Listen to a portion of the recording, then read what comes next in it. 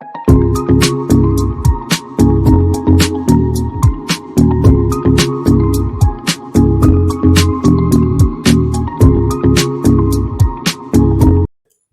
वालेकुम, कैसे हैं आप सब? मैं ठीक हूँ, उम्मीद करती हूँ आप भी ठीक होंगे। तो ये आ गया हमारा पार्सल। तो पार्सल आया था शाम के टाइम पर।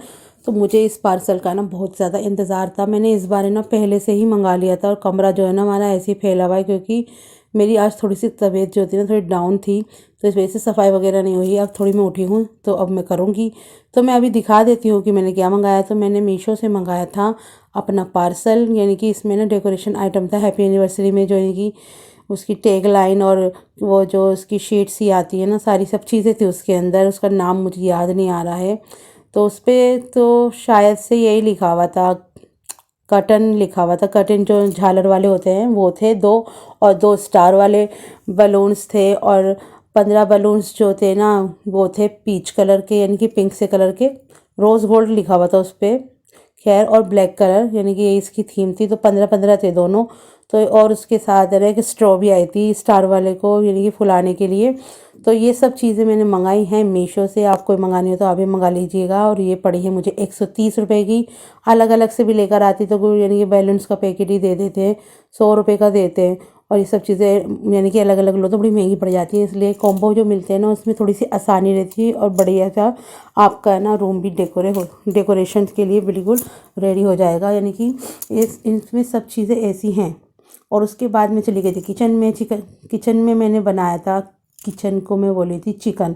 तो आज मैंने बनाए हैं मूंग की दाल और उड़द की दाल मिक्स करके। तो नॉर्मली मैंने नमक डाल के दाल उबाल ली थी, और उसके बाद प्याज डाली तेल के अंदर, और फिर नमक, मिर्च, हरी मिर्ची, टमाटर ये सब डाल के अच्छी तरह से उस मसाले को फ्राई कर लिया था। और फिर उसके बाद इस दाल के अंदर उसे शुमार कर दिया था, और फिर उसे अच्छे से मिक्स कर दिया था। तो दाल मैंने आज जो है थोड़ी गाढ़ी गाढ़ी गाढ़ी बनाई है, क्योंकि हमें खानी थी उसके साथ रोटी के साथ। तो रोटी के साथ जो है ना थोड़ी सी गाढ़ी दाल ही अच्छी लगती है। तो राइस हम थोड़े से कम करना चाह रहे हैं, लेकिन सर्दियों में ना अभी कुछ दिनों से ना ऐसा हो रहा है कि है ना दाल खाने, यानी कि दाल के साथ चावल ही अच्छे लगते हैं। रोटी तो मुझसे खाई नहीं जा रही, कड़वी कड़वी लग रही है, ना ब्रेड खाई जाती मुझसे। और सुबह नाश्ते में भी अब मैं ना कुछ नहीं खा रही हूँ, सिर्फ एग बॉईल करके खा लेती हूँ, या एक आध ब्रेड, तो वो भी बहुत मुश्किल से खाती हूँ, वरना नहीं खाती हूँ। बस फिर उसके बाद जानो मानो भी मेरे पास ही आ गई थी। जैसे मैं किचन में आती हूँ ना तो मेरे पीछे आके खड़े हो जाती है, इन्हें लगता है कि मैं इन्हें कुछ देने वाली हूँ। पर एक नियम कानून भी तो होता है। उसके बाद हमने खाना वाना खा के सो गए थे। ये हो गया नेक्स्ट डे। तो मेरे हस्बैंड जो है काम पे चले गए थे, और यहाँ बैठा हुआ था जेंगो, धूप का लुत्फ़ उठा रहा था, धूप में बैठा हुआ था।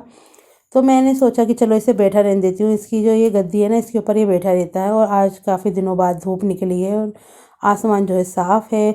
तो मैं यहाँ पानी वाले का वेट कर रही थी। पानी वाले को मुझे आवाज़ देनी थी कि पानी दे जाइए। तो ये रखी हुई बोतल पानी की हमारी, तो पानी वाले को बुलाना है। एकदम से मानो भागी, जानू मानो मेरी। तो ऊपर कबूतर ये खाना है, तो इसको आजकल ऐसे लंबी हो जाती है, कबूतरों के पीछे पीछे पड़ी रहती है, तो बहुत ध्यान रखना पड़ता है। तो आज मैंने लगा ली थी मशीन, और धूप निकली हुई थी, तो मैंने सोचा कि इसी बहाने से कपड़े धुल जाएंगे। चाहे मुझे कपड़े धोने अच्छे लगते हो या नहीं लगते हो, लेकिन कपड़े तो धोने पड़ते हैं। और फिर उसके बाद काम वाम करके मैं गई थी मार्केट, और मार्केट से लेकर आई हूँ अपना ये वाला सूट। तो ये सूट मैं एनिवर्सरी वाले दिन पहनूंगी। तो मुझे बहुत ही ज़्यादा शौक़ है नए नए कपड़े बनाने का, और मेरा ये शौक़ है ना कई सालों तक पूरे नहीं हुए। तो अब मैं जो है अपने शौक़ पूरे कर रही हूँ, क्योंकि अब मेरे ऊपर से सबका प्रकोप हट गया है ना, बात तो ये भी है।